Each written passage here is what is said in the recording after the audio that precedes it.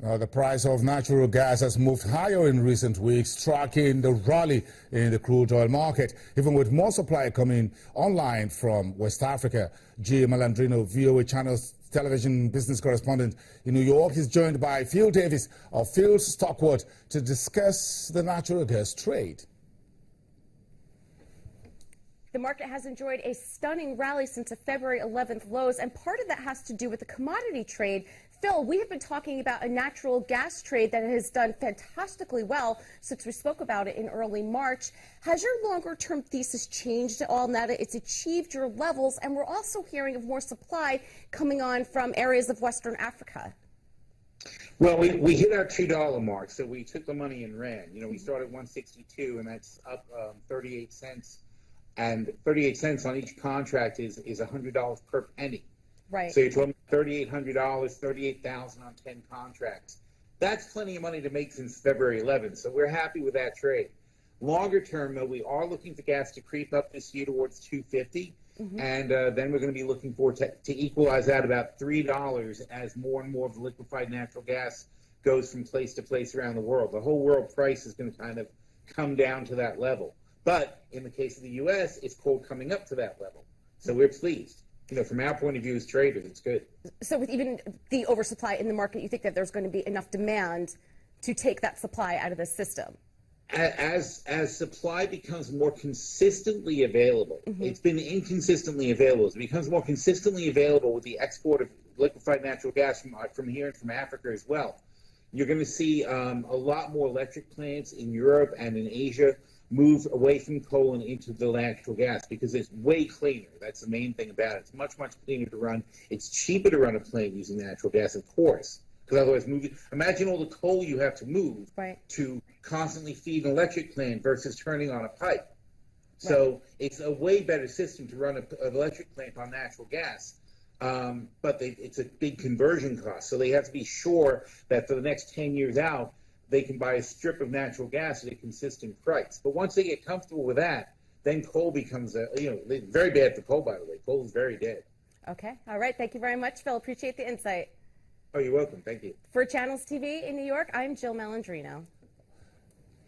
Jill is always there in New York, bringing us up to speed around the world markets from Wall Street. And Wall Street is set, turning the markets in Europe north this morning. We're just about early hours in New York. Markets will open about 2:30 Nigerian time, about an hour from now. So keep your eyes on that. Let's return to Africa, north to be precise, Egypt. You've heard about the automakers there putting some buses, double-decker buses, together to be exported for public transport in London. Now the Egyptian city of Alexandria is now offering solar-powered carts by the government as an alternative way to power the mobile kiosks.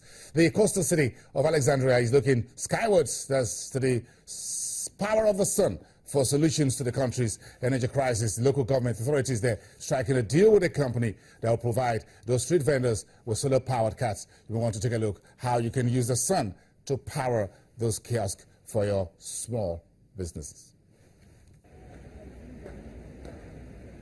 But unlike the rest of Egypt, the city has a coastal breeze and beaches on the Mediterranean that brings in a steady stream of domestic tourism. Street vendor Rami Ibrahim said the solar carts will be able to serve visitors.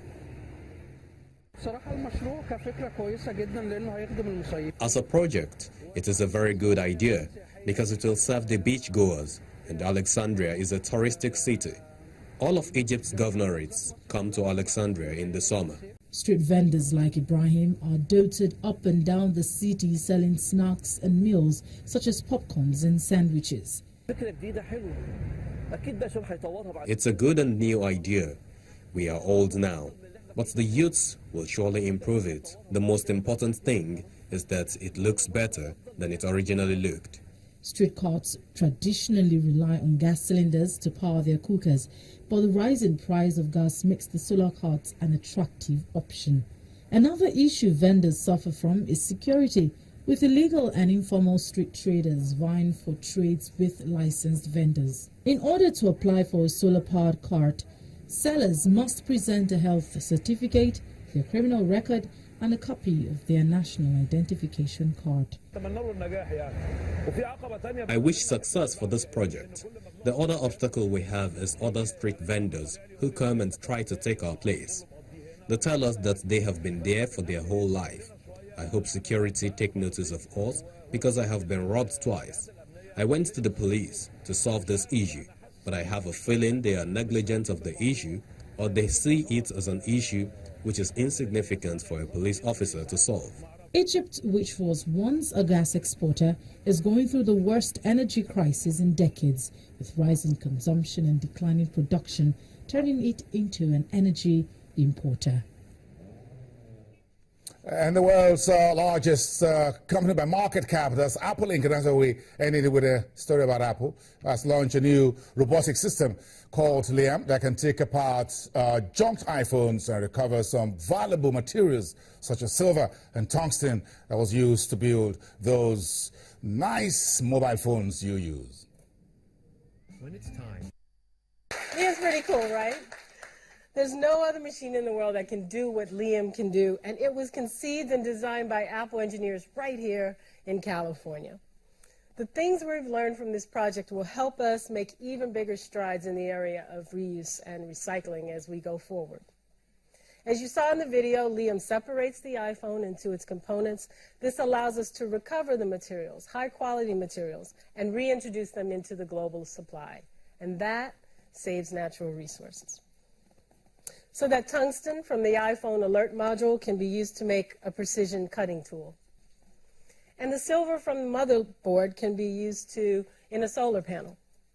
Now, ultimately, our goal is to create breakthroughs that allow us to use those high-quality materials in our own products, because reuse and recycling is so important.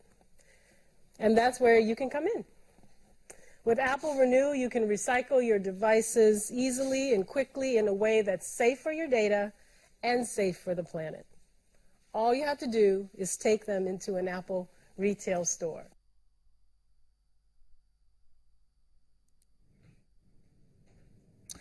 Whatever you do this weekend, do recycle your health.